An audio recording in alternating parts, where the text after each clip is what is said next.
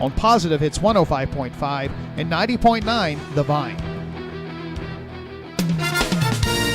Real Life Radio, 90.9 The Vine. 90.9 The Vine, in conjunction with AreaSports.net, proudly presents The Sports Couch.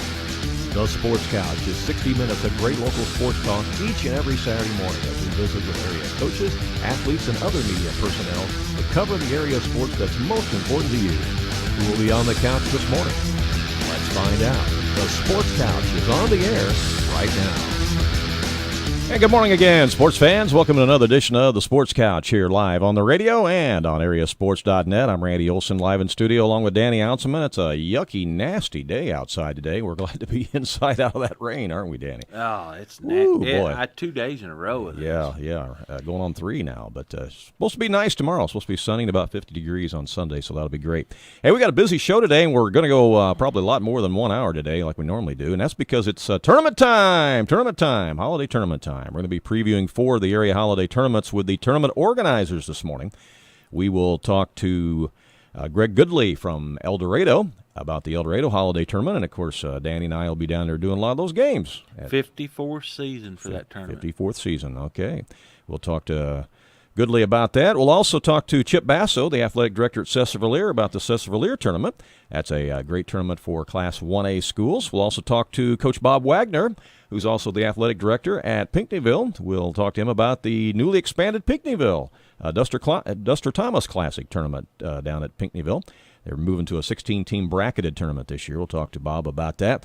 We'll also talk to Mike McManus at Centralia about the Centralia Holiday Tournament, where the Mount Vernon Rams are the number 4 seed this year. We'll talk to Mike about that. And then we got 3 coaches on the show with us this morning. We're going to talk to Scott McElravy, the head coach of the Fairfield Mules, who remained unbeaten last night after beating Edwards County. They're now 10-0. We'll talk to Coach Doug Creel of the Mount Vernon Rams, who held off Centralia last night to stay atop the conference leadership in the South 7 Conference, and the Rams improved to 8-1 with that win last night.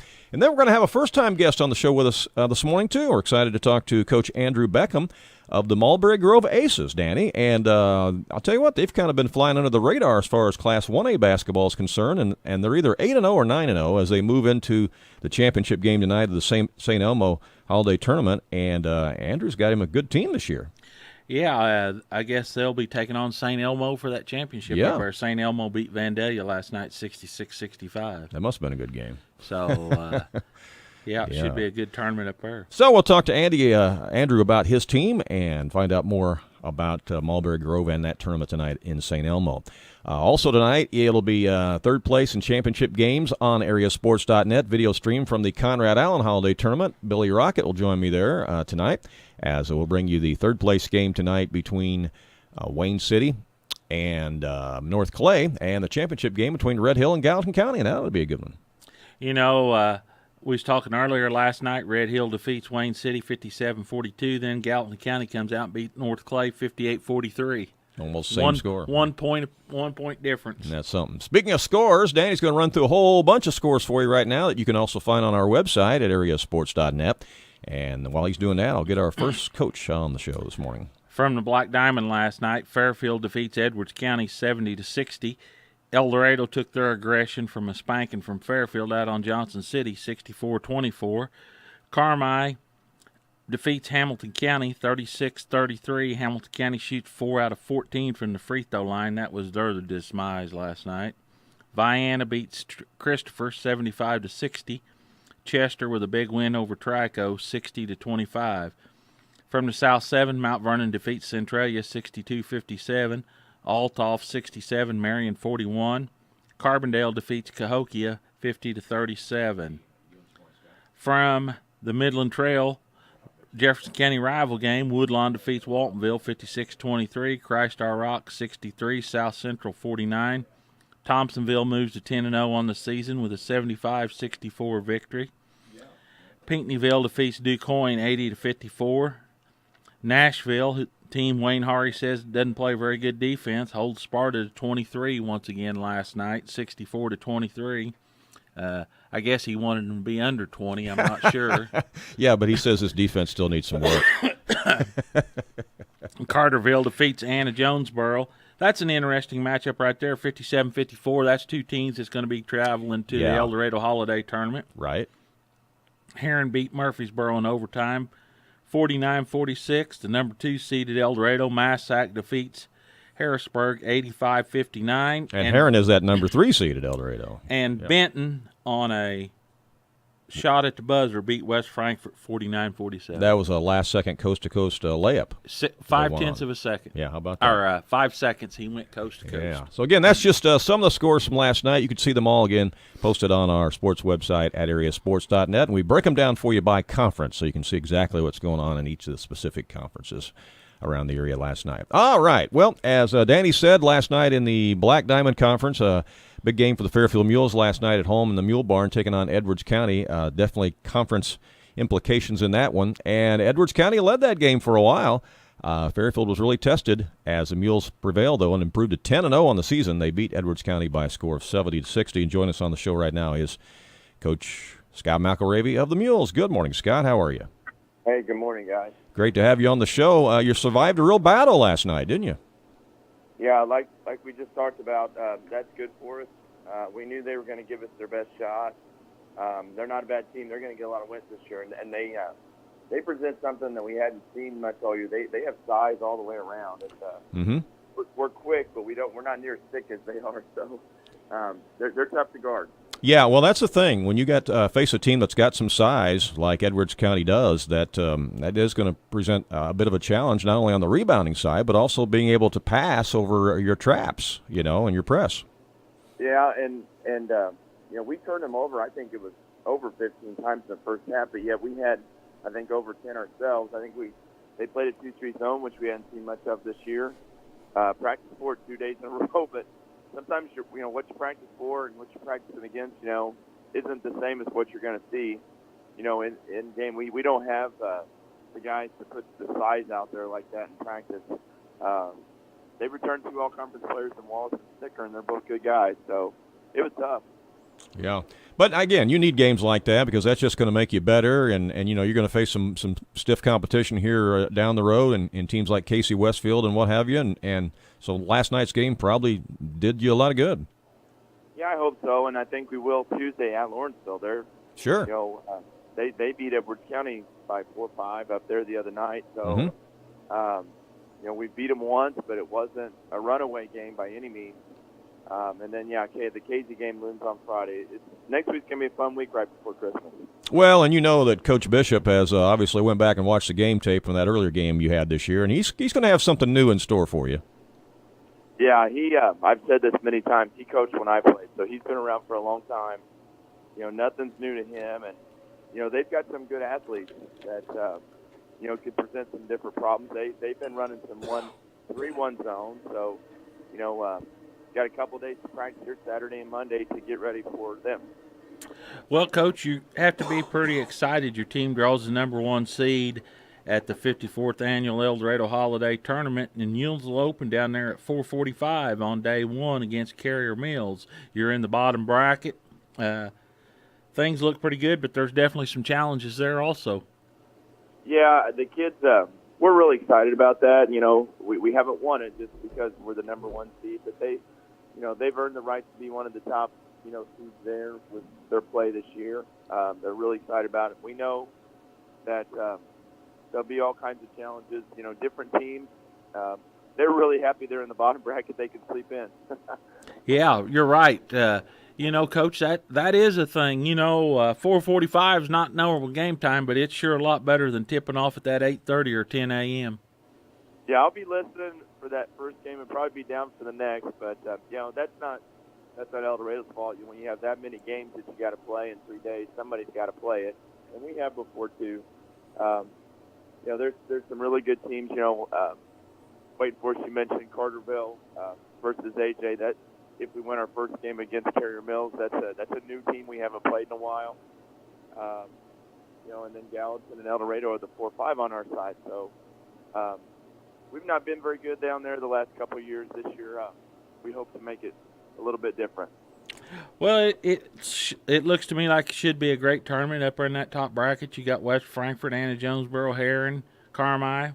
Massac comes in at the 2 team, Heron at the 3 team, and a lot of people thought those could have been switched either way. And then you got that Edwards County team up there in that top bracket. So that top bracket's kind of top heavy. It's pretty tough. I had Edwards County actually seated a little higher. I think the loss at Lawrenceville hurt him the other night. It did, and he was worried about that. Frankfurt's had some really good wins and some losses as well. Both those teams are tough. And Heron, they beat us last year. We know that they are very athletic and talented, and as well as Joe's Massac County team. It's a fun tournament. Like I've said before, if you can get to the last 3 games on that last day, the place is packed. It's standing room only. It's a lot of fun. We're looking forward to it. Got some games in between now and then, though. Yeah, well, like you said, you got a couple big games. That Casey Westfield games. That's going to be a big battle for your team. Yeah, they're big and quick and can shoot, and are ranked in the top 10 in the state for a reason. We've scouted them a couple times already. They're 10 minutes from where my parents still live, so I grew up wanting to beat Casey Westfield every time we played them.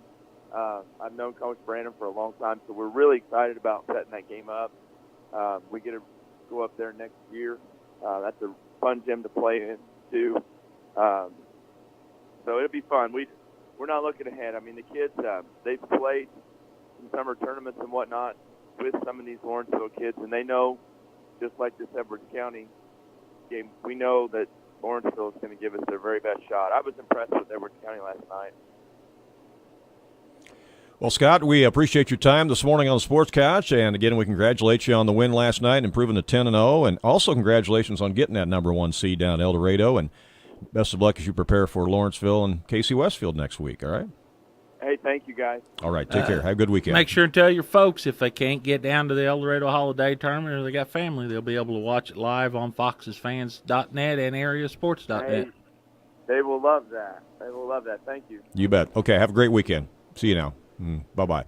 That is Coach Scott McElravy of the Fairfield Mules, and again, they improved to 10-0 on the season, but a good test last night by the Edwards County Lions, and of course, Russ doing a good job over there. You knew he'd have them ready to play last night. Oh, yeah. Well, Edwards County's got a good team. Good size. He said probably one of his biggest things is he's not just real deep off the bench, and if he can stay out of foul trouble. Right. But I'm sure he'd rather been that 4 or 5 seed down there in that bottom bracket. Probably so, yeah, probably so. When we come back, we're going to talk to a new guest on the show. We've never had him on before, but we look forward to chatting with Coach Andrew Beckham of Mulberry Grove. They're undefeated on the season as well. We'll talk to him coming up next on the Sports Couch. It's the local sports talk show that everyone is talking about. It's the Sports Couch on 90.9 The Vine and AreaSports.net.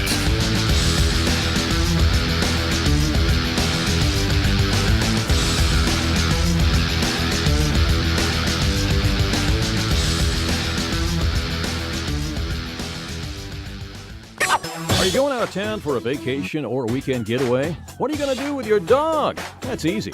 There's Jaggers Doggy Daycare in Mt Vernon. Jaggers Doggy Daycare is your one-stop shop for overnight dog boarding, doggy daycare, as well as dog grooming and obedience dog training. It's your dog's home away from home. They will thrive, and they'll get one-on-one attention by a great staff. More information is available on the web at jaggersdoggydaycare.com.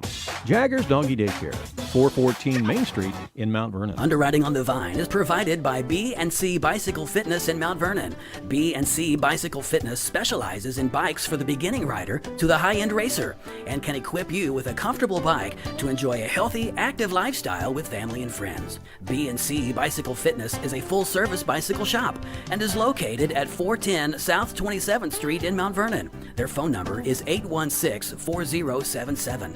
B&C Bicycle Fitness in Mt Vernon, where the adventure begins. Sometimes you need an attorney who can look out for your interest. Located just a short drive away in Mount Vernon, Olson & Reeves offer a free consultation to discuss your needs. Everything is discreet and confidential. At Olson & Reeves, they can provide you with consultation and assistance with traffic law and DUIs, estate planning, living wills, divorce, real estate contracts, personal injury and accidents, as well as medical malpractice. Call Olson & Reeves, attorneys at law in Mount Vernon at 316-7326. Welcome back to the Sports Couch here live on a Saturday morning on 105.5 and 90.9 The Vine Radio, and also streaming live worldwide on both of our websites. Live video streaming right now at AreaSports.net, live audio streaming at WVYN.org, and of course people listening on our mobile app as well for The Vine. I'm Randy Olson, live in studio along with Danny Ouncelman, and we're going to be previewing a lot of the area holiday tournaments this morning, but we got another coach to have on the show with us right now, and he's never been a guest with us this morning. We're excited to talk to Coach Andrew Beckham of the Mulberry Grove Aces. They are off to a 9-0 start. That's right, undefeated at 9-0, and they're about to play in the championship game of the St. Elmo Holiday Tournament tonight, and he joins us right now. Good morning, Coach Beckham. How are you? I'm good. Looking forward to tonight's game. Well, I bet you are. It's a great start to your season. Let's talk about those Aces. 9-0 on the season thus far. You knocked off the number 1 seeded Cumberland team the other night in that tournament. So talk a little bit about your team and particularly about that game against Cumberland. Yeah, we've been working hard all off season. This summer we had a lot of kids come out and get in the gym and go to shootouts with us, and I think that's one of the key things for our success this season. The game against Cumberland, we came in. We knew they were going to be big, they were going to be physical, and so we came out and full court pressed them and got up in their face a little bit. And I think that kind of threw them off the game a little bit at the beginning there and helped us get out to a 9-0 run in the beginning of the game. And then I think in the second quarter, was the only time we trailed. We trailed by 1 for 13 seconds, and that was the only time we trailed in that game. Okay. So the kids really stepped up. I felt like they wanted to beat them. They wanted to be in the championship game for the second time this season, and hopefully we can come out tonight and take care of business. Yeah, you bet. Do you return a lot of starters from last year's team? So we graduated 2 of our top 3 scorers from last year, and then we had another starter that left for graduation. So we have 2 returning starters. We have a junior and Wyatt Sina. He's my big man. And then Cortland Latham, who, in my opinion, is one of the best guards in the area. He's back for his senior year. So in the off season, when you were preparing and looking ahead to this season, did you kind of look at this team and think, man, we've really got some potential with this squad this year? Did you kind of see this coming? Yeah, I mean, I knew that if we all got on the same page and we started to click, that we were going to be something special. And I tried to tell them that all summer long, that this hard work they were putting in was going to pay off. And if we just clicked, then we would start showing people that we're the real deal this year. Mm-hmm. I think that game against Cumberland was the turning point, I think, in our season, to where now they know that we can do something special, and they're going to come out every night and play their hearts out like they did against Cumberland. Sure, yeah. Well, you guys are members of the Egyptian Illini Conference, and you're in there with Patoka and Ramsey and St. Elmo and Cowden Herrick, and go ahead. That's it. Yeah. There's only 5 teams in our conference in the EIC.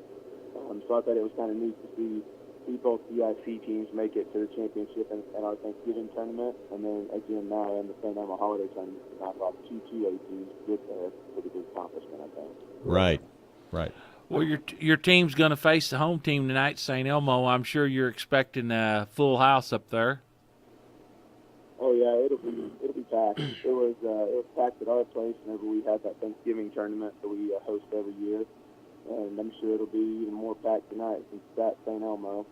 They normally bring out a pretty good crowd, but so far this season we've had a good crowd as well. We've had the community come out, support us, and the kids realize that. The kids notice that when they run out the first time in the game that our stands are packed, that we have people there that want to come watch us, so that gets them excited.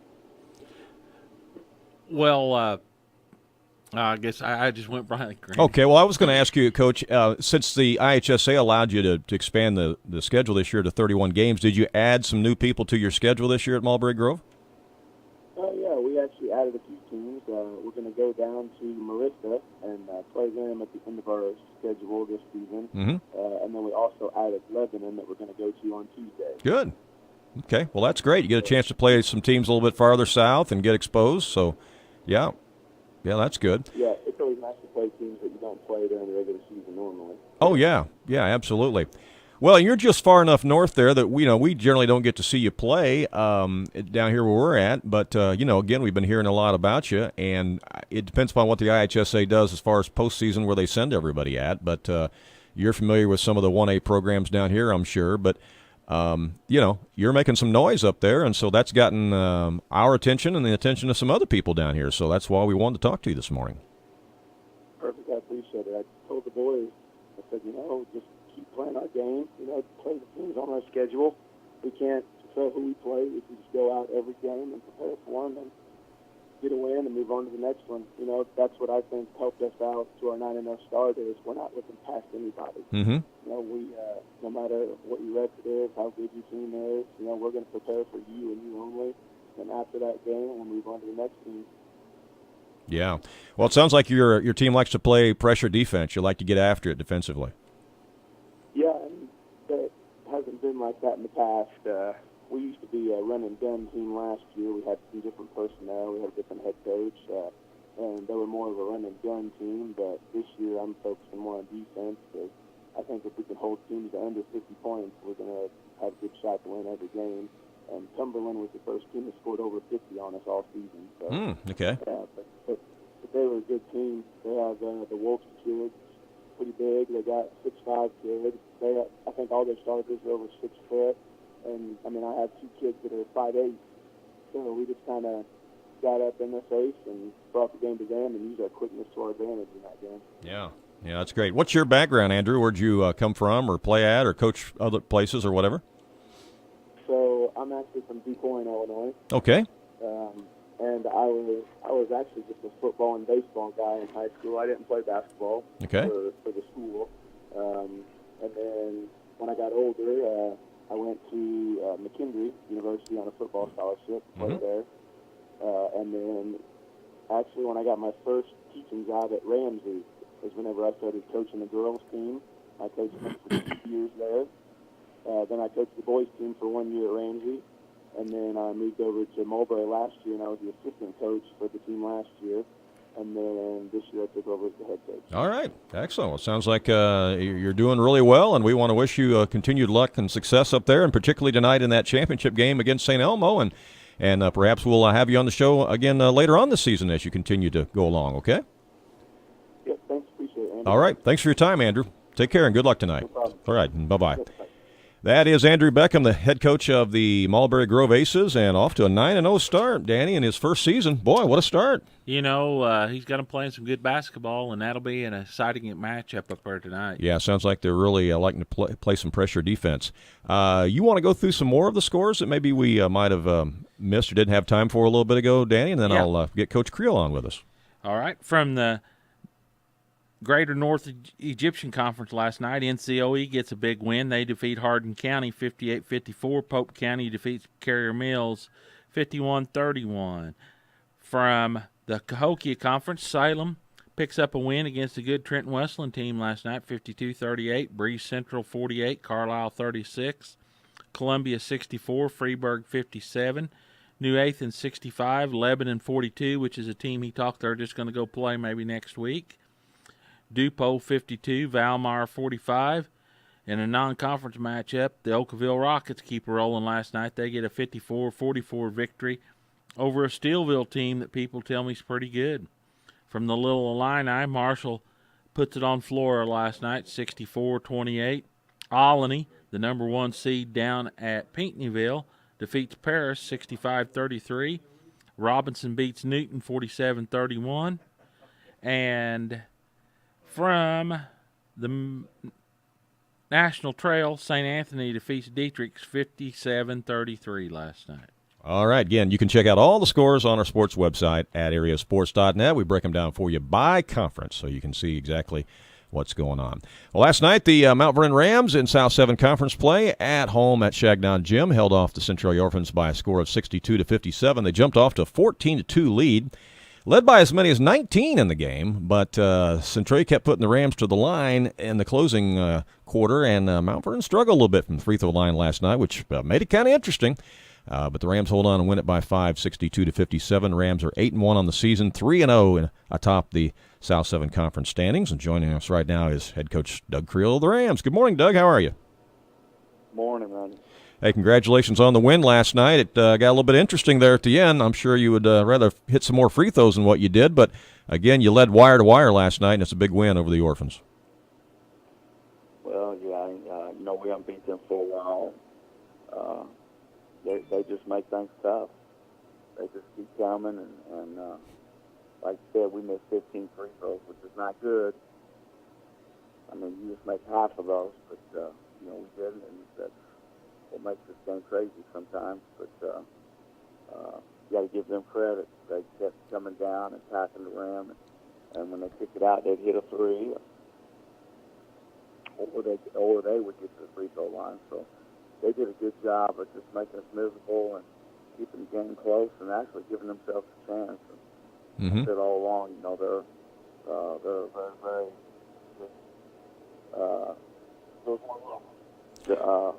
there was very good.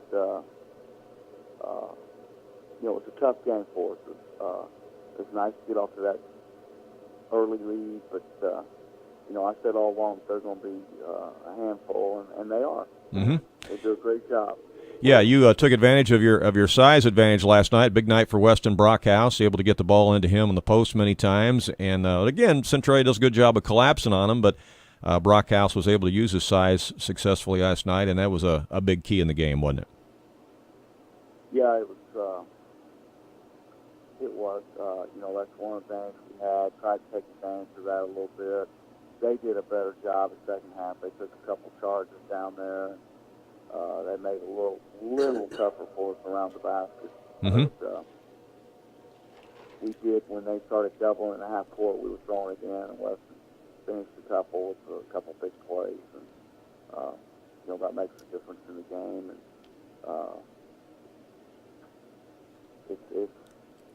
it is what it is, and we'll take it. We haven't beat those guys in, like I said, 3 years.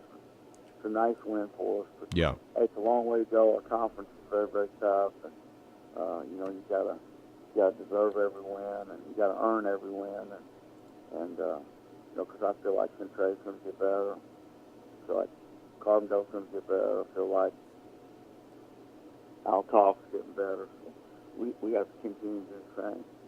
Yeah, Altoff must have played really well last night, beating Marion by 26 points, 67-41. Well, they got some people. I feel like last year Centralia should have beat Altoff, but they came up with a win. But Altoff's got some people.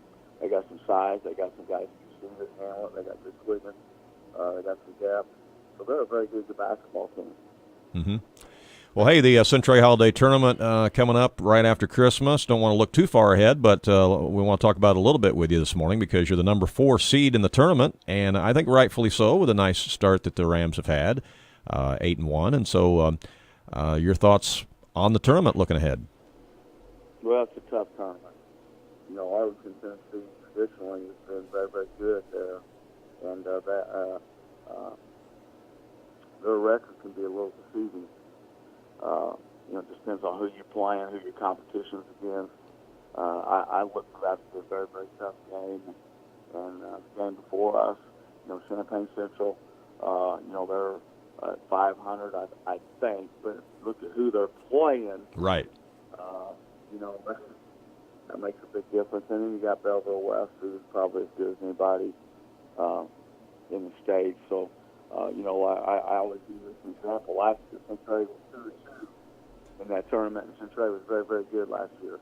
So that is a very, very tough premier tournament, and you have to play well. You have to play well there. Yeah. That's for sure. Yeah, for sure. Well, you've got a game this afternoon, a 1 o'clock tip-off. I think you're getting ready to do a walkthrough here in a little bit. You're going to Webster Groves High School in suburban St. Louis this afternoon, taking on a team from Monroe City, Missouri. This is one of the games that you've added to your schedule this year as a result of that IHSA expansion of 31 games that you can go up to if you wanted to. So what do you know about the opponent today that you're going to be facing in Monroe City? Most of our preparation, or all of our preparation, was for Centralia. Yeah. Thank goodness.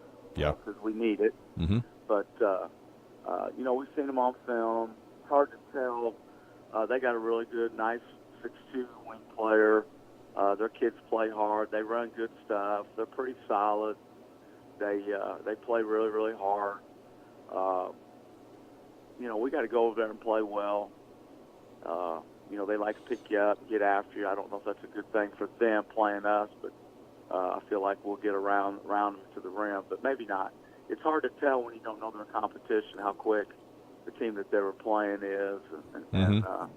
But we'll find out.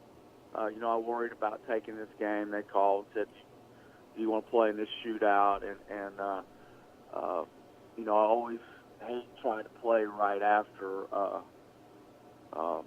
Centralia. But I think our kids will bounce back, be ready to go. Yeah. Yeah, well, again, big win for the JV team last night, too, a 20-point win. You got to be happy about that, looking to the future. Yeah, and they had to dig in a little bit. Centralia's JV's kids played hard, did some good things. And I think they're in the second half,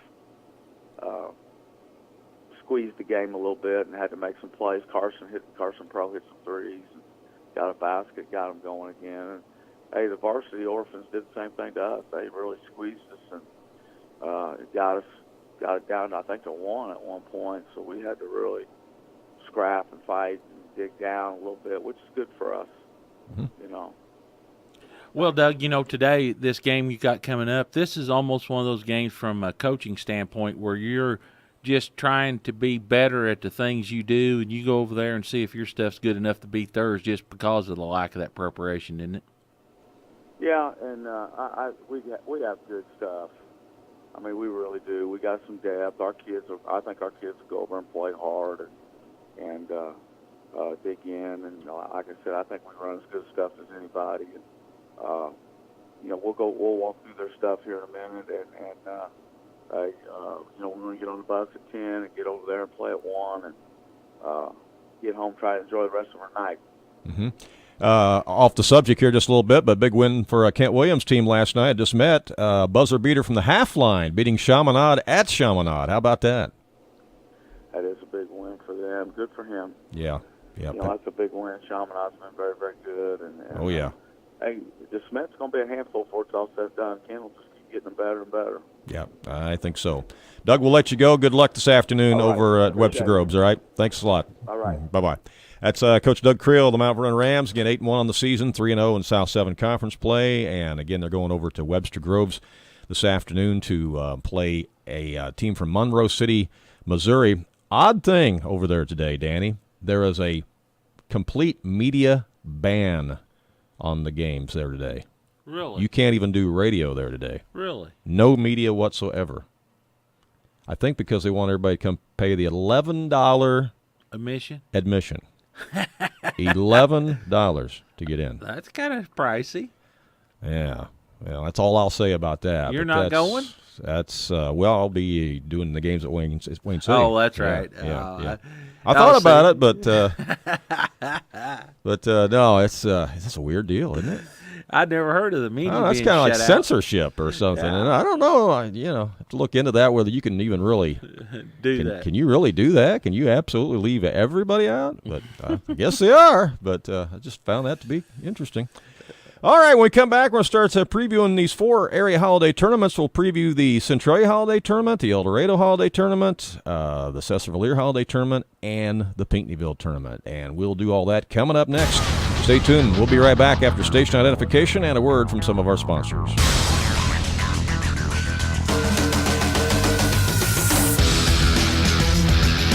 It's the local sports talk show that everyone is talking about. It's the Sports Couch on 90.9 The Vine and AreaSports.net.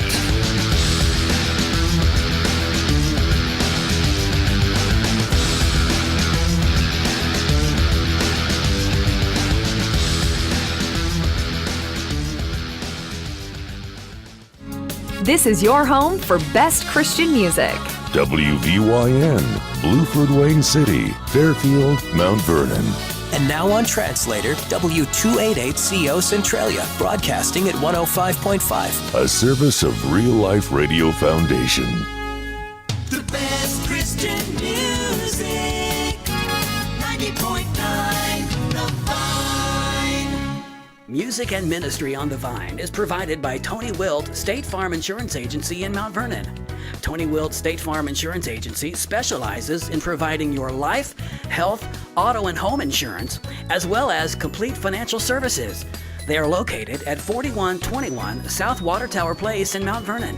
Their phone number is 242-1421, and their website is tonywilt.com. We are grateful for their underwriting support. Hey, this is Kurt Wallace, the host of the Weekend Top 20 Countdown, heard every Saturday and Sunday afternoon on 90.9 The Vine. Thanks for all you do to help people connect with God through music and ministry. And speaking of music, I want to invite everyone to join me every Saturday and Sunday afternoon for the Weekend Top 20 Countdown, right here on 90.9 The Vine. Hello, this is Chris Gregg, worship pastor from Logan Street Baptist Church. I want to invite you this weekend to Christmas at Logan Street. It's called The Sounds of Christmas. It is going to be on Saturday at 7 p.m. and Sunday at 6 p.m. We will have music for the entire family, from contemporary and traditional to brass music and orchestral music and even a children's choir.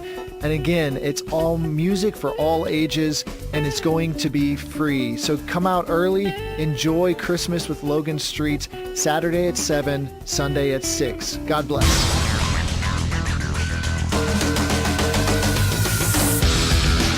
Welcome back to the Sports Couch here live on a Saturday morning on 105.5 and 90.9 The Vine Radio, and streaming live worldwide on both our websites, live video streaming at AreaSports.net and live audio streaming at WVYN.org.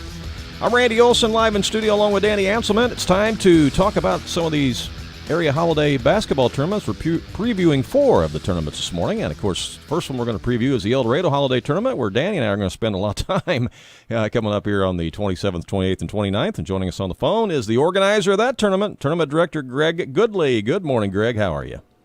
Hey, good morning, guys. Glad to be on. Thanks for having me. Well, you bet. All the work you do. Well, we always enjoy having you on the show to preview the holiday tournament, and you've put a lot of work in, as you always do. And the seed meeting was held this week. The bracket is out, and everybody's getting excited about it in anticipation. Yeah, I think the anticipation helped when the seed meeting's over, so everybody kind of knows where they are, who they're going to play, and then all the conversation starts at who might beat who. So. Looking forward to a really good tournament. You know, I think Fairfield's coming in with one of the top teams in the tournament, so everybody will be gunning for them, and I think it'll end up being a really good tournament. You know, Coach, you've got the Carterville Lions come in this season to replace one of the Kentucky schools, and I think that's a great move. I think the crowd from Carterville will just add to that atmosphere down there. Yeah, it's always nice to see different teams.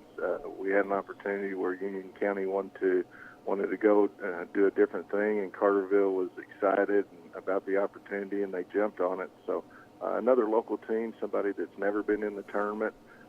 Coach Shane Hawkins came over and got to be a part of it a little bit last year, and he was like, "This is insane. How do we get in?" So that's a plus. Well, Shane Hawkins was a player on the Pinckneyville team that probably played down there. I don't know if Pinckneyville was still playing there when Shane was there or not, but the Pinckneyville Panthers had been part of that tournament years ago, and like you said, the atmosphere is just unbelievable down there. You talk with teams that come into it. When the Edwards County Lions went a couple years ago, I told Russ Gerlach it'll be something his team never imagined that they could be involved in. And afterwards he told me, he said, "Were you absolutely right about this?" He said, "I never seen anything like it." Yeah, it's and it's take your hats off to the fans because they support it every year. And they make it their tournament, which is a key, and that's why they come back every year, and that's why the excitement level the way it is, and that's why we have interest from other teams whose players come to our tournament, and they're like, they tell their coaches, we want to be a part of this, get us in. So it's a good thing to have. With 16 teams, sometimes you just have to wait it out. People change their mind and want to go different places. But we were fortunate here and tested the water somewhere else, and they came back. So it's a good tournament. There's a lot of excitement, and number one, the fans back it, and they make it their tournament, and I think that's why it's successful.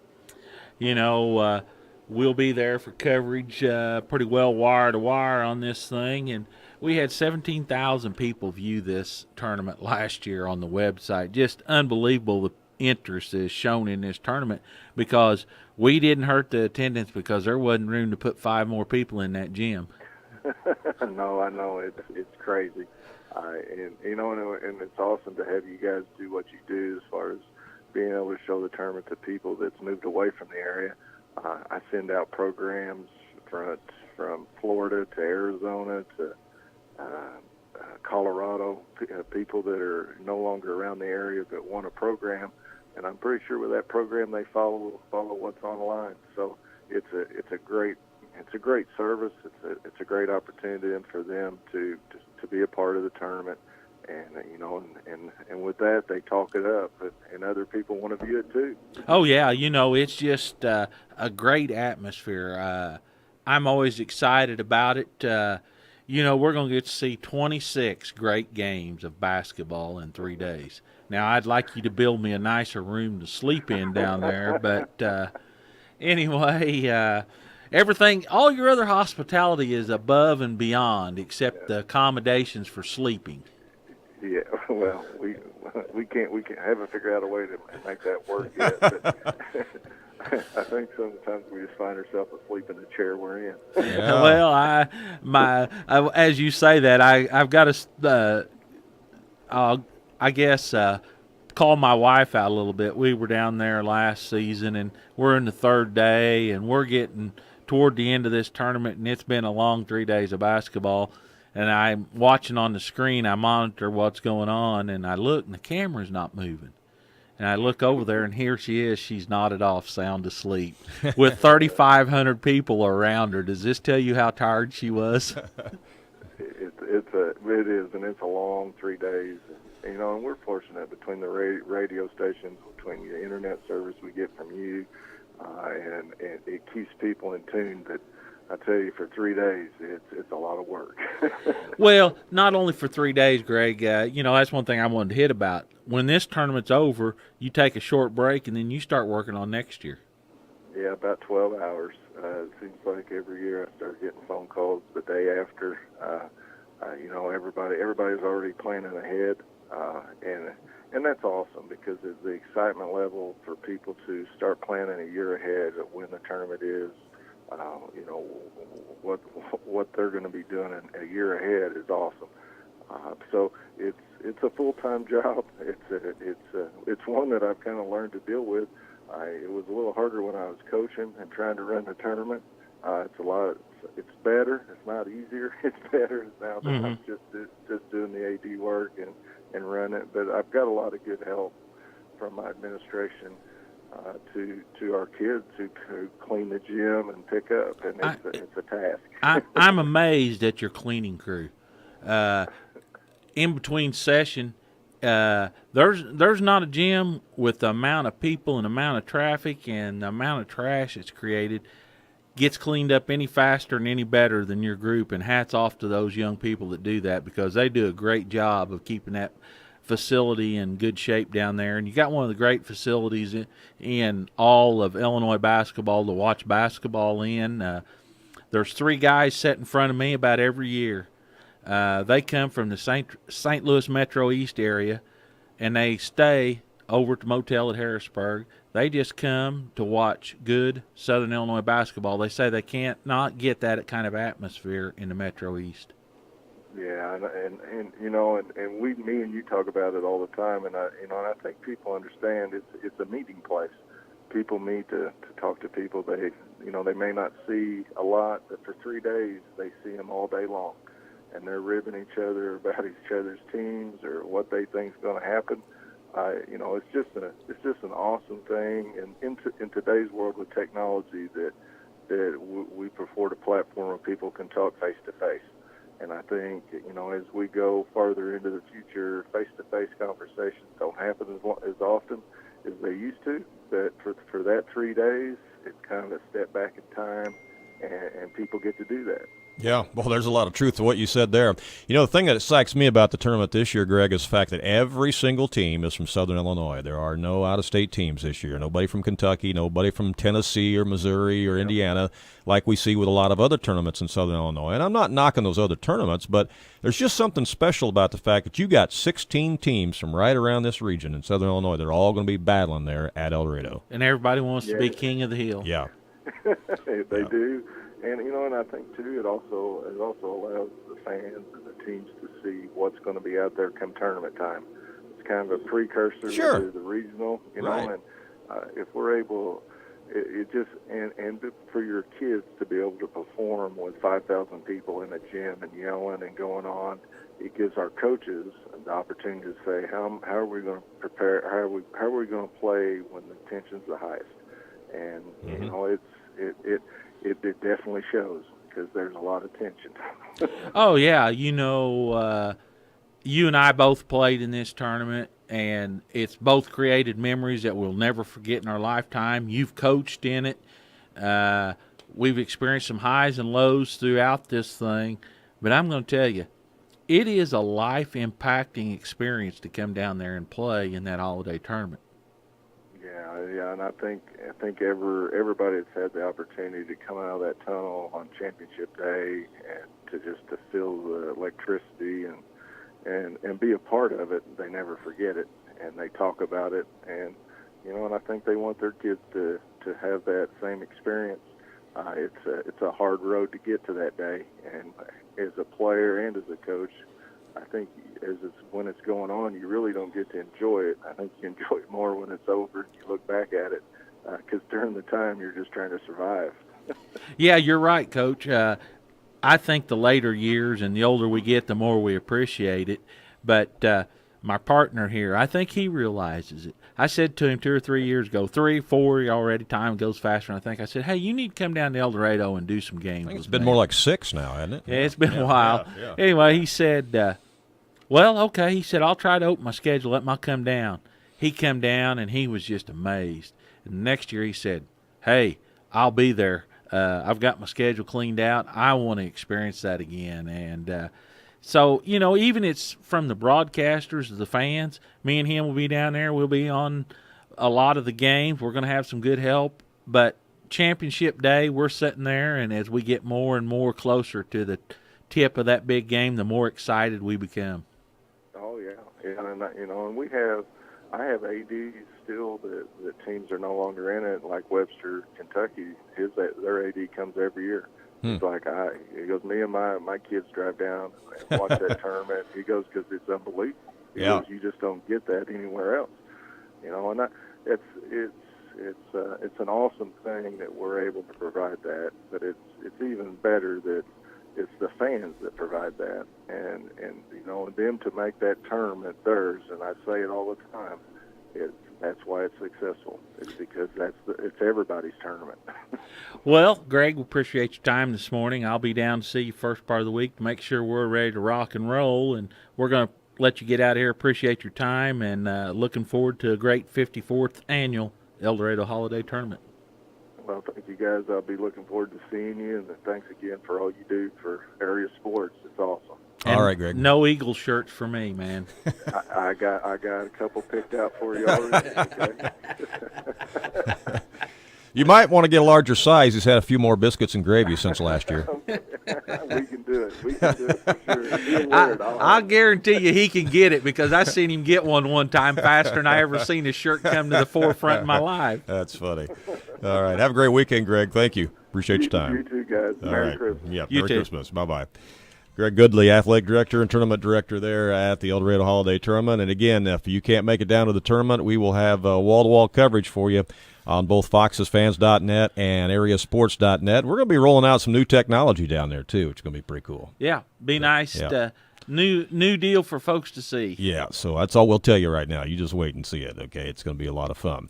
All right, when we come back, we're going to shift gears and talk about the Centralia Holiday Tournament. As we're going to have Mike McManus, broadcaster for the Orphans, and he's definitely always involved in the pairing and selection process of the tournament. He can tell you everything you want to know about every team in the tournament. We'll talk to Mike coming up next. Stay tuned. It's the local sports talk show that everyone is talking about. It's the Sports Couch on 90.9 The Vine and AreaSports.net.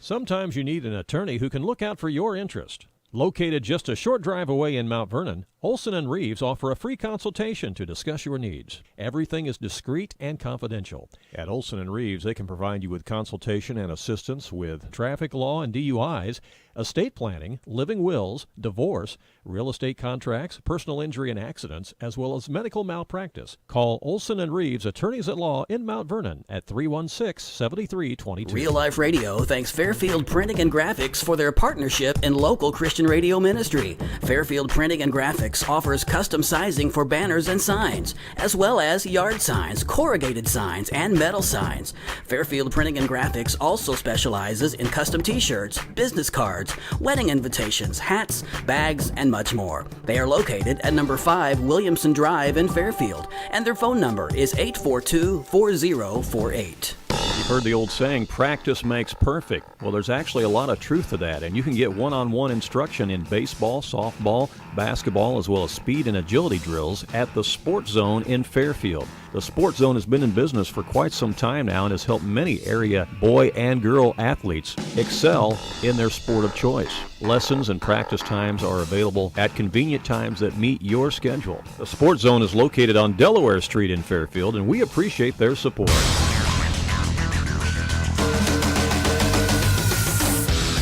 Welcome back to the Sports Couch. You're live on a Saturday morning on 105.5 and 90.9 The Vine Radio, and streaming worldwide on both of our websites. Live video streaming right now at AreaSports.net, and live audio streaming at WVYN.org, and of course people listening also on the Vine mobile app as well. I'm Randy Olson, live in studio along with Danny Ounselman.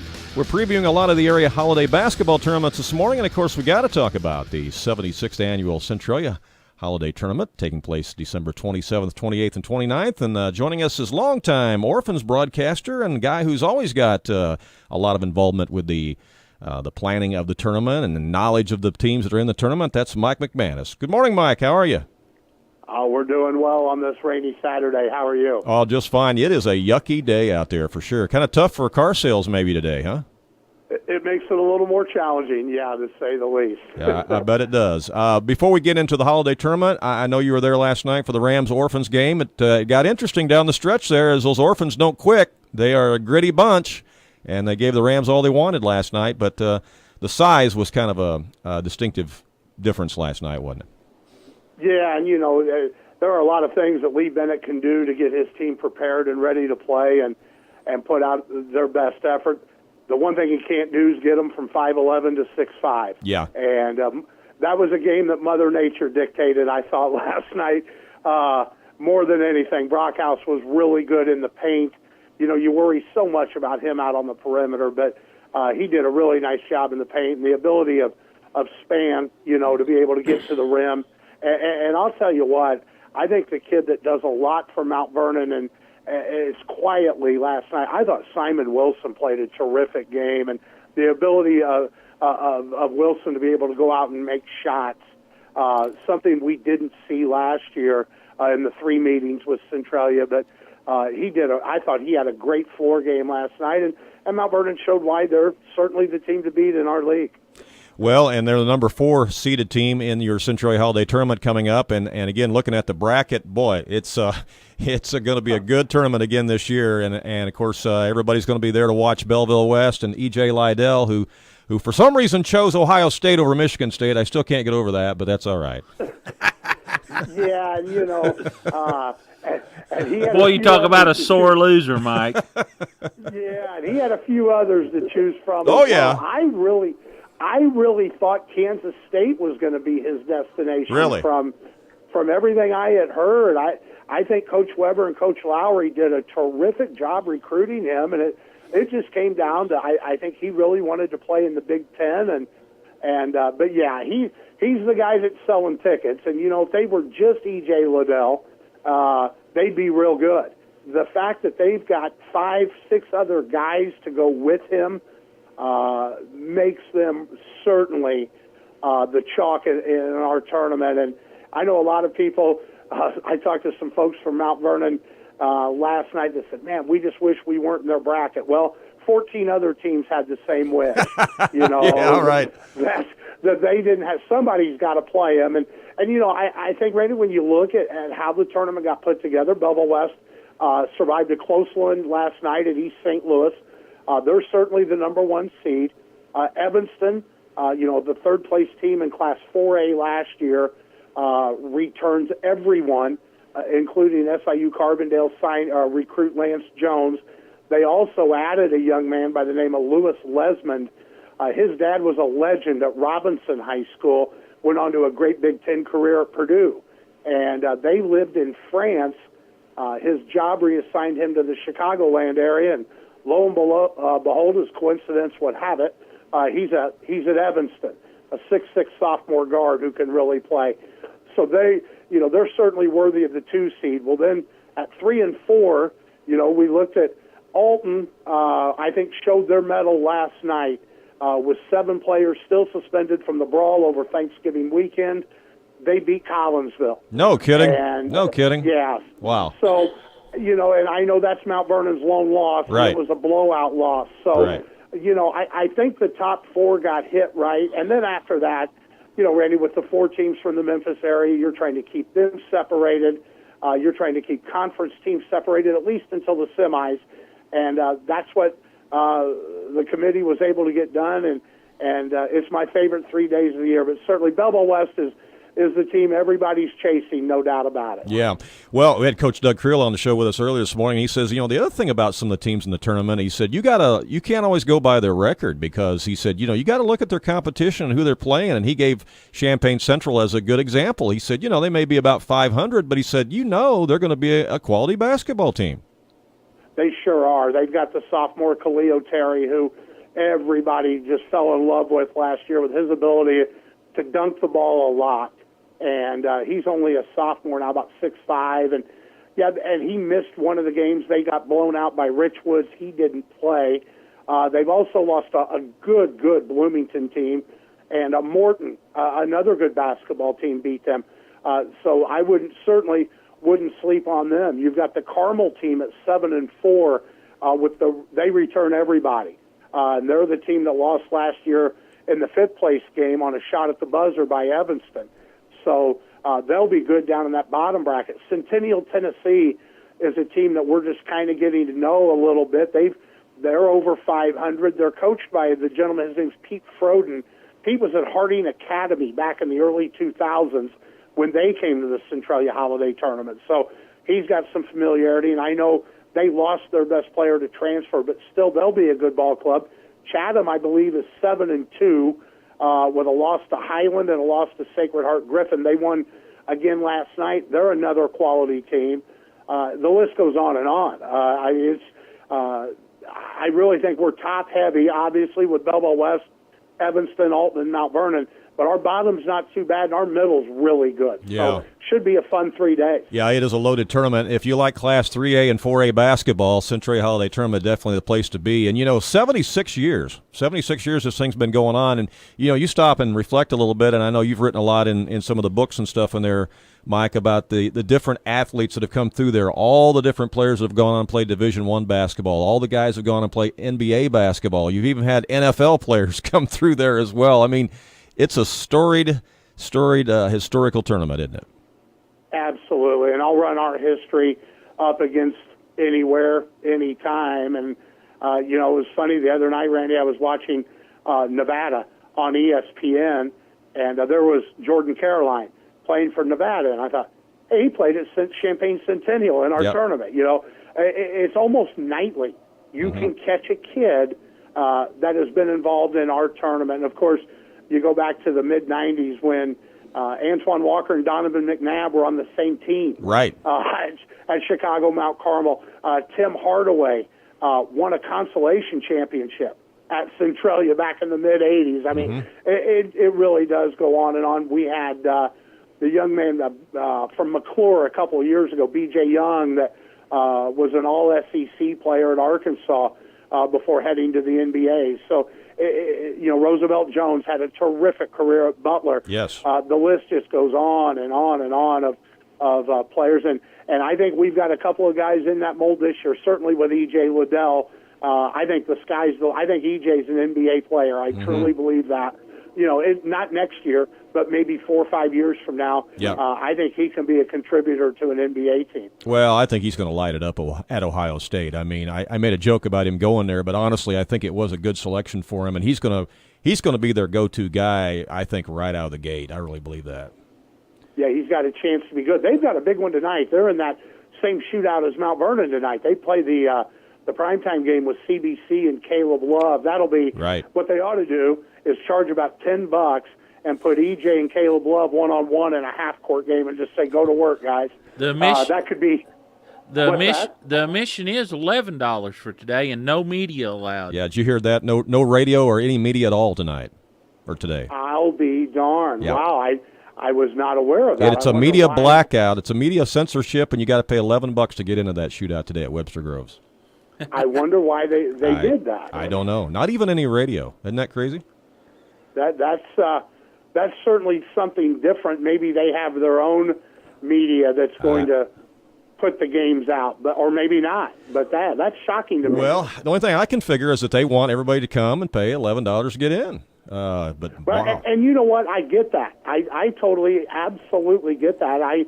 You know, it's kind of like, you know, we wonder why the newspaper business fell apart over the last 15 years. Well, when you give your product away for free, that's what happens. And maybe they're just trying to protect themselves a little bit. Yeah, I don't know. But, hey, big win last night for Kent Williams' team at DeSmet, winning on a half-court shot at the buzzer at Chaminade.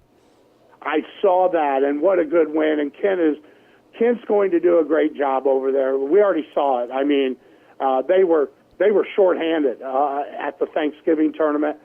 Missing Kada and the Scoff kid. They had 2 kids hurt, and it didn't stop them. I mean, they just kept on rolling, and we know Kent's going to work. You know, he's been taught that. You think, you know, it's funny. I was thinking about some of the teams and the coaches around here. Centralia plays at Breeze Central Tuesday night. I'm just using this for an example. They're coached by Jeremy Schubert. Jeremy Schubert's coaching lineage is Dave Lichtefeld, Harry Statham, and Stan Eagleson. Not bad. I think he learned a few things along the way. Yeah, not bad. I think he's learned a few things. Yeah. It's really neat when you know, Kent obviously played for one of the best in Doug Creel, and then, of course, what he learned at SIU Carbondale with Matt Painter, and to be around, you know, at the high level that he was at with Quanzo Martin at Tennessee and at Missouri State. I mean, I really thought when SIU Carbondale went the route of Barry Henson, that was a good choice, but I thought Kent Williams would have been a great choice. Yeah. But for whatever reason, they chose to go another way. But Kent and DeSmet are going to be just fine, especially as long as those airplanes keep landing with kids from Mali. Yeah, isn't that the truth? Yeah. Yeah, they're going to be real good. As long, you know, when you have 6'9" and 6'10" move-ins, that never hurts. No, that doesn't hurt at all. But I hope he gets a shot, though, at a college job sometime in the future. I really do. I'd love to see Ken along the sidelines someplace. Yeah, and, you know, he was very big in the recruitment of Matt Shaw to SIU Carbondale. You know, from the outside upon graduation. I mean, he was very instrumental on talking to Matt about the program and those types of things. And, yeah, Ken will do a great job, whether it be college, high school, doesn't matter. He's going to be a fantastic basketball coach.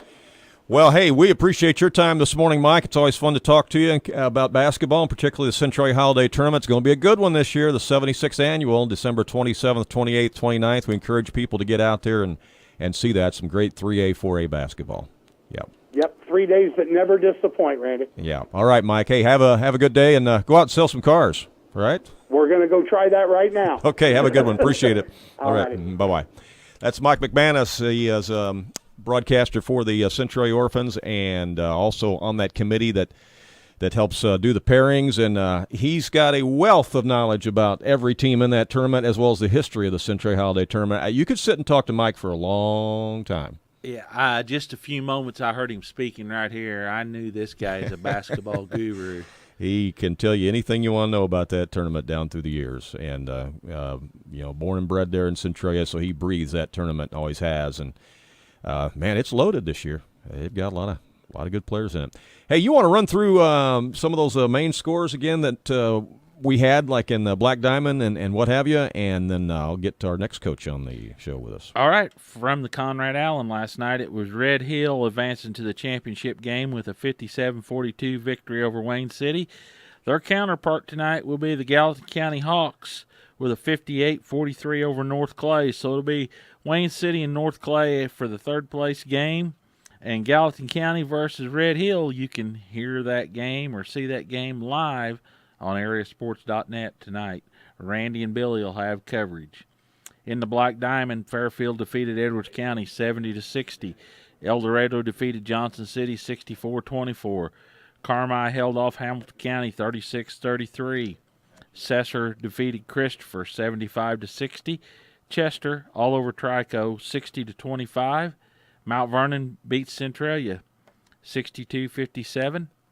Belleville Altoff 67, Marion 41, and Carbondale 50, Cahokia 37 last night. And again, you can check out all those scores and a lot more on our sports website at AreaSports.net. Well, when it comes to 1A basketball, one of the great holiday tournaments been going on for many, many years that people love to attend is the Sesser-Valier Holiday Tournament. We're going to get a little preview of this year's tournament right now with athletic director and former head coach down there at Sesser. That's Chip Basso. Good morning, Chip. How are you? I'm great, guys. How are you? Good. Good to have you on the show this morning. And you've been a busy guy getting ready for another successful Sesser-Valier Holiday Tournament that's going to take place the 26th, 27th, and 28th. It's always a lot of fun down there with great teams. It is, and it's as you guys know, it's a lot of work to put together. But boy, if you're a basketball fan, this time of year is the best. Well, and your gym is always packed for this tournament too, and so if you want to go to the tournament, you want to get there early and just camp out and enjoy a lot of good hoops. Yeah, and I don't know who's going to make it to the championship game, but I'll guarantee you the championship game starts at 7 o'clock on that last day, and by 6 o'clock the gym will be full. So you better get there early, no matter who's playing or what's going on. But it's a good time, and it's always fun. Yeah, it is. Well, Woodlawn is the number 1 seed. And of course, they've had a lot of success down through the years at that tournament, and your own Sesser-Valier Red Devils are number 2. But, waiting in the wings is a very talented Thompsonville team that's still unbeaten as the 3 seed, and a lot of people talking about this Marissa team, too, as the 4 seed. So it's going to be an interesting tournament. Yeah, and I think you're correct. I think you look at any of those top 4 teams, and I don't think it's shock anybody if they ended up winning the tournament. I think they've all have a good chance. And the tournament covers such a large geographic area of Southern Illinois, and it's always kind of interesting to see how coaches rate teams and how they try to weigh schedules and different things across it, because a lot of these teams don't play each other prior to the tournament. So that's always kind of a fun aspect of that, and I think there'll be some good basketball. I guess Coach Garner has a new one added to the family here in the last few days, I understand, too, right?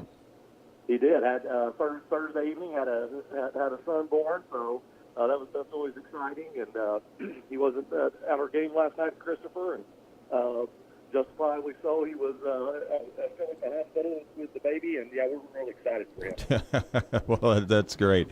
That's great. Well, hey, I was down there a week or so ago when Fairfield came to town, and I think that's great that you and Fairfield are playing each other. I think that's good for both schools, and I think that's a 2-year agreement, right? You're coming to Fairfield next year? It is. Yep, it's a 2-year agreement, and we got out of the DuCoin tournament. This is the first year out, and we were kind of looking at even with the added games this year, who we wanted to play, and got a hold of Bob Wells at Fairfield, and we thought it was a good fit for us, so we were able to pick them up, and it was a good game. And boy, Fairfield sure has a nice team. They do have a good team, but I thought your Sesser team did a really, really good job. I just think they ran out of gas in the fourth quarter of that game because Fairfield's got so much depth this year. But I thought the Red Devils played an excellent game and led much of that game, too, for a while. Well, I agree with you 100% on that. And like I said, it's tough to compete with the style that Fairfield plays. And I mean, they've got some depth.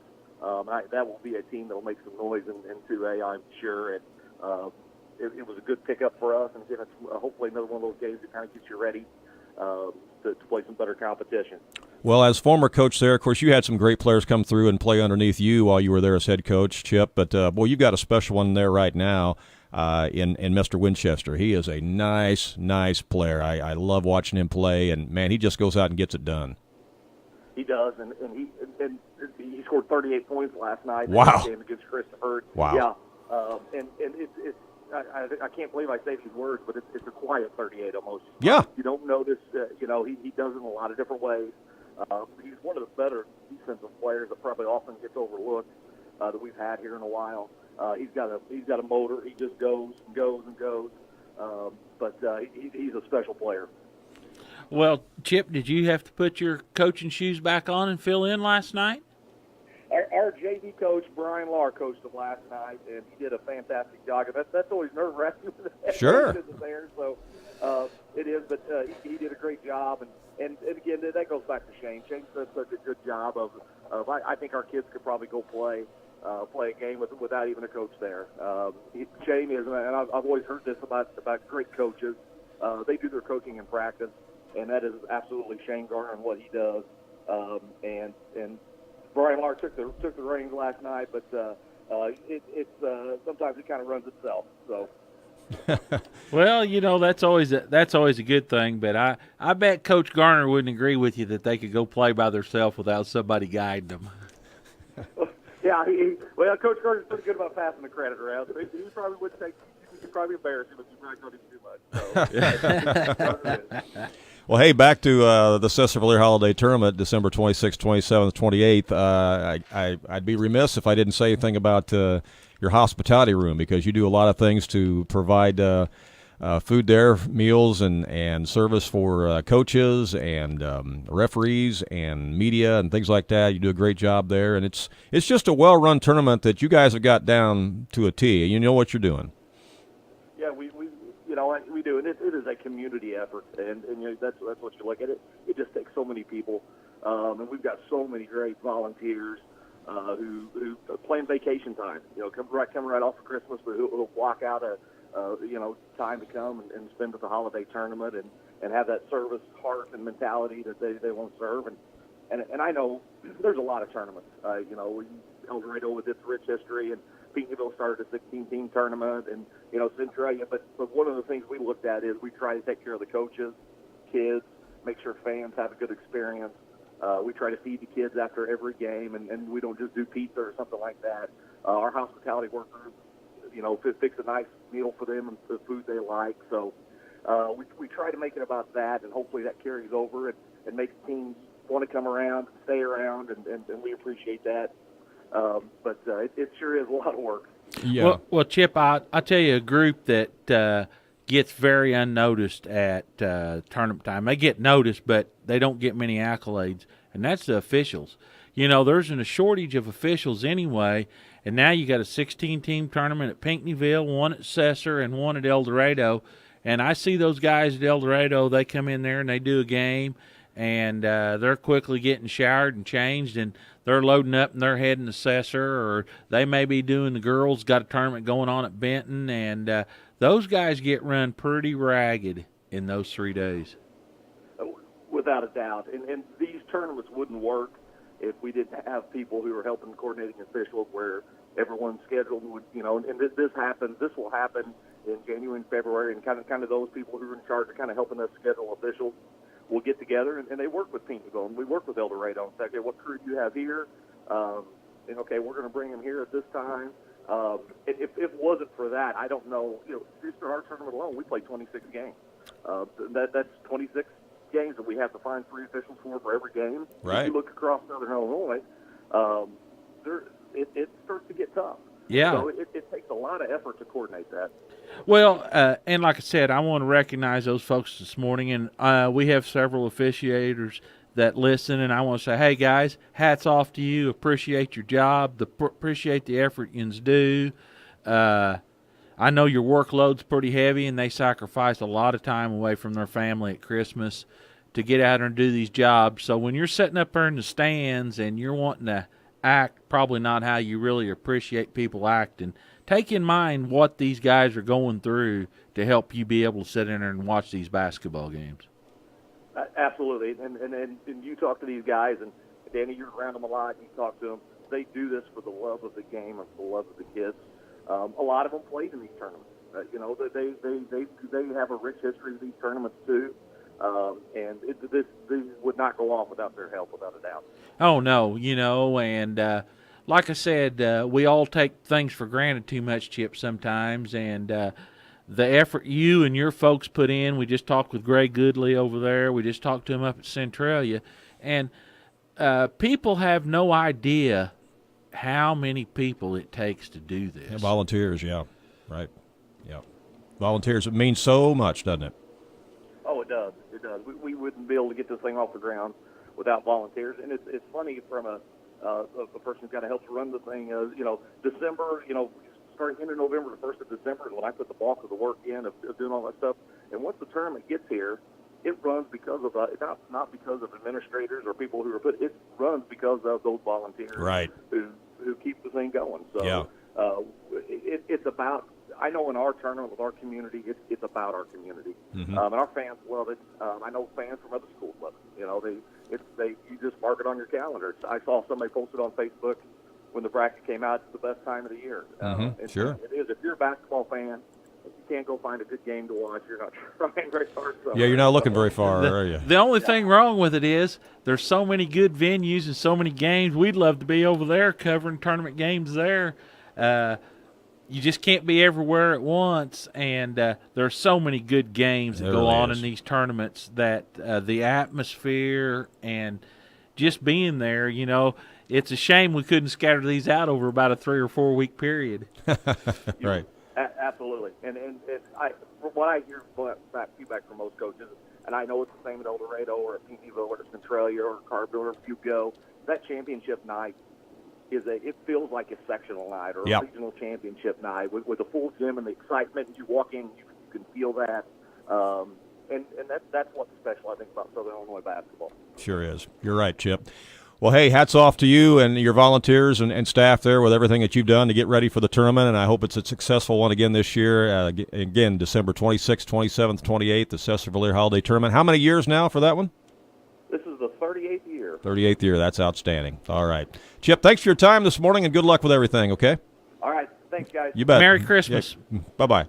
That is Chip Basso, athletic director and former coach at Sesser-Valier, and they're getting ready for their 38th annual. If you like Class 1A basketball, man, that's a good tournament to be at. There'll be no better place. It'll be a great place for the small schools. It really is.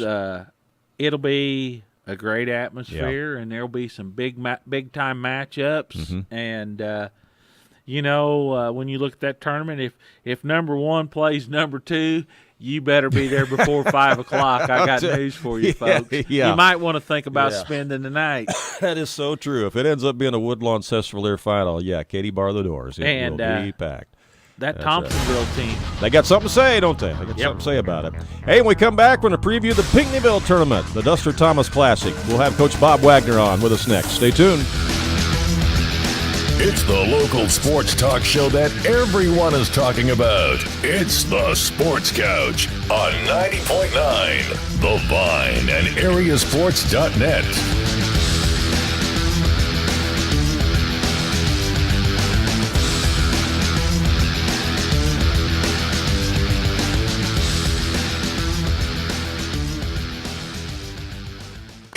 Are you going out of town for a vacation or a weekend getaway? What are you going to do with your dog? That's easy. There's Jaggers Doggy Daycare in Mt Vernon. Jaggers Doggy Daycare is your one-stop shop for overnight dog boarding, doggy daycare, as well as dog grooming and obedience dog training. It's your dog's home away from home. They will thrive, and they'll get one-on-one attention by a great staff. More information is available on the web at jaggersdoggydaycare.com. Jaggers Doggy Daycare, 414 Main Street in Mount Vernon. Crawford Plumbing LLC in Woodlawn is licensed, bonded, insured, and ready to serve your household and business plumbing needs. From leaky faucets to complete plumbing systems and repair, Crawford Plumbing in Woodlawn is a full-service plumbing company. They can be reached at 618-242-3360. Crawford Plumbing in Woodlawn is a proud underwriting sponsor of Real Life Radio.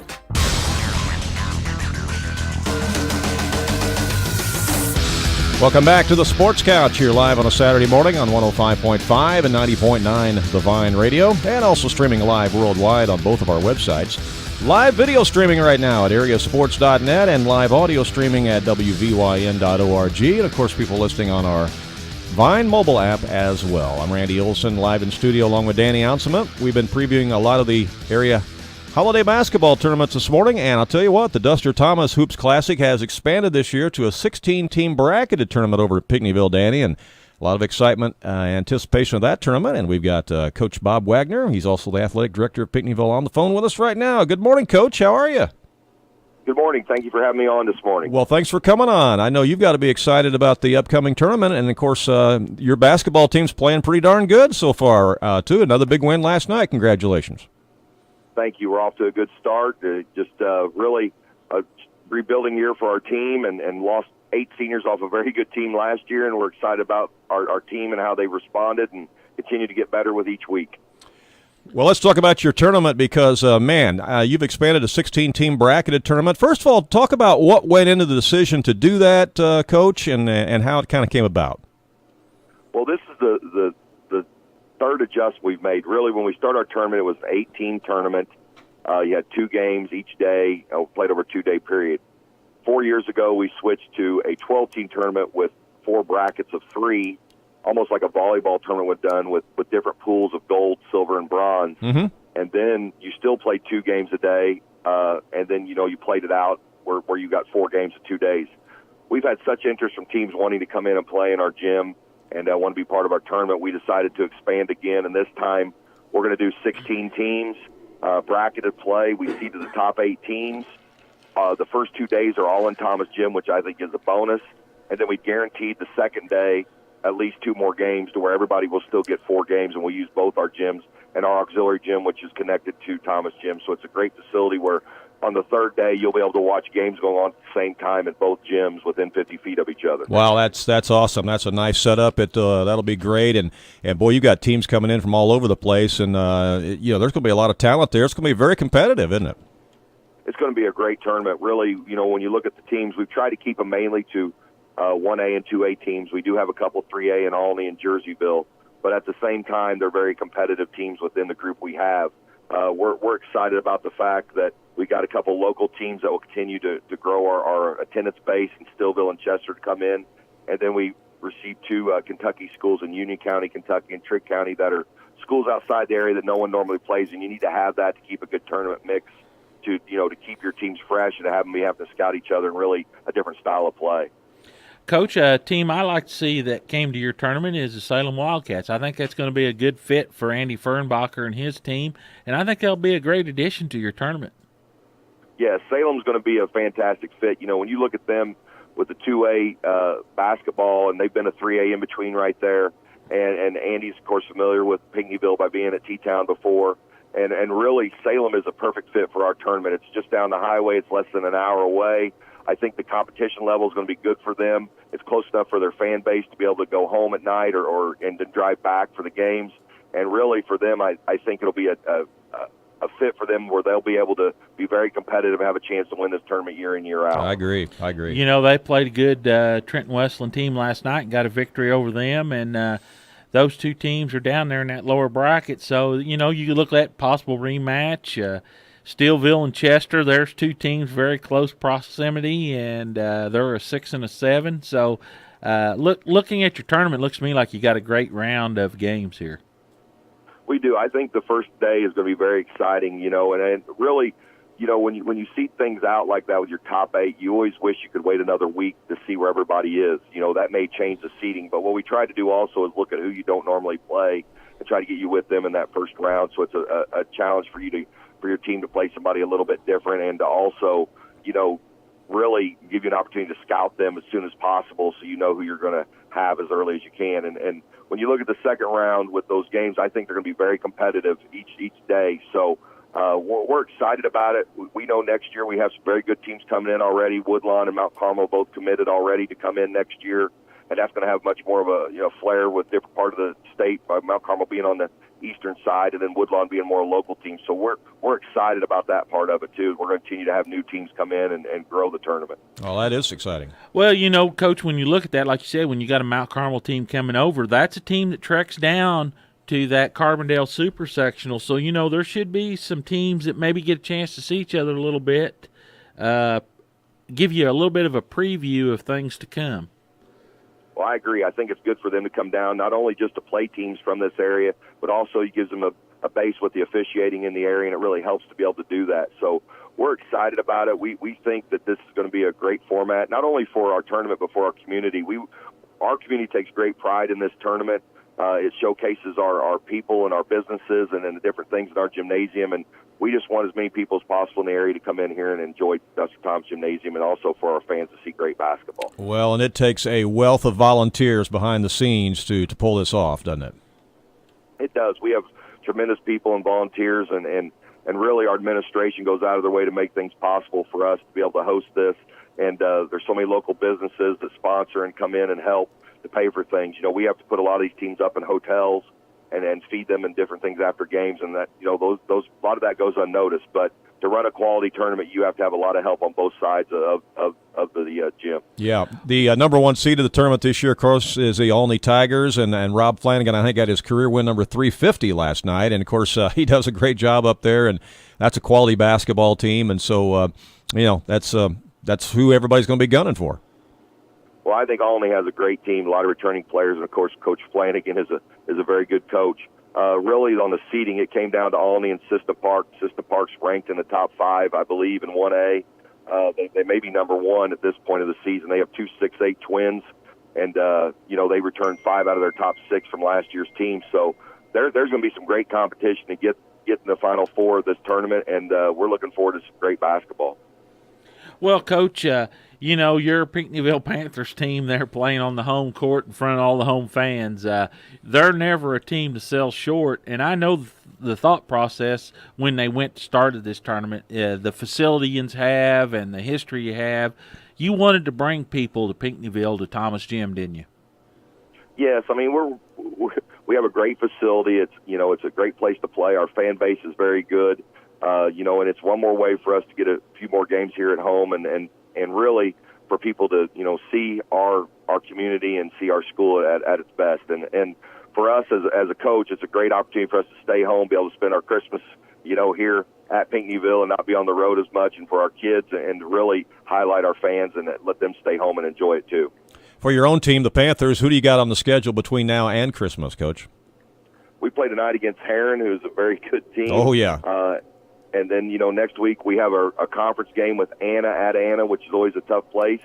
And then our final game before the tournament is on Saturday, the 22nd, against Chester, who is having a great year, a very big team who was also in this tournament, who is having a really good season.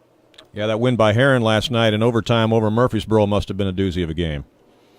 Yes, they said it was a really good game. I talked to Coach Murphy this morning about it. He said Heron was very athletic, and their length really caused them a lot of problems. Yeah. Well, Coach, we appreciate your time this morning and excited about the expansion of your tournament. I want to wish you the best of luck with all of that. And, again, good luck with the Panthers the rest of the way this season. And perhaps we'll talk to you down the line, okay? We'll see him at the BIT. Yeah, definitely at the BIT for sure. Okay. All right. Thank you, guys. Thank you, Coach. Take care. Bye-bye. Bob Wagner, coach and athletic director at Pinckneyville, and that's interesting what he said about the tournament getting a few new names in there next year too, with Woodlawn and Mount Carmel coming over. That'll bring him a couple quality teams. Well, also going to bring a lot of fans too. Yeah, you bet. That definitely will bring a lot more fans. But that is a great venue, and it's so interesting that they're almost clones of each other, the Pinckneyville gym and the Eldorado gym. Right. They are really literally clones of each other. They're very, very similar. But, again, the history behind Pinckneyville basketball and what they're able to do there. And a little bit different spin there in the fact that they've got an auxiliary gym, too, so that they can actually, run some more games in there, like you said, 50 feet away, and so that'll make it an interesting concept. You can pick and choose. Yeah, you can kind of pick and choose, yeah. Well, you don't like the game that's in this gym, well, you go to the other gym. Yep. So, so that makes it interesting. But, hey, it's been a busy show, Danny. We've managed to get them all in, but looking forward to holiday tournament action. And, again, remind everybody that if you want to check out the third-place game and championship game tonight from the Conrad Allen Holiday Tournament, it'll be Wayne City against North Clay in the third-place game at 6 o'clock, and it'll be Red Hill against Gallatin County in the championship game at 7:30. And Billy Rocket will join me in the gym I kind of tonight. raised the expectations for you last night. Oh, yeah? Did you get the picture? The picture? Billy sent you a picture. He sent me a picture? I don't know. I didn't think I got it. Well, you need to look. Really? Yeah, because he sent me a picture. He said this is how the host treated him last night. Uh-oh. What was it? Some food or something? He had Diet Mountain Dew, bag of popcorn, and homemade chocolate chip cookies sitting there when he got there. Oh, you're putting the pressure on me. Well, I'll just guide him by the hand down to the hospitality room tonight. They take care of it down there. He said they had some good Italian beef last time he was there. They did. It was pretty good. Had some lasagna or something too. So look forward to that. See, you're making me hungry now. Yeah. All right. Hey, we're out of time. We're going to get out of here and make room for Mark Wells, who's in next with some great Christian music and Christmas music throughout the middle part of your day. Have yourself a great Saturday, and stay dry out there, everyone. We'll talk to you later. So long.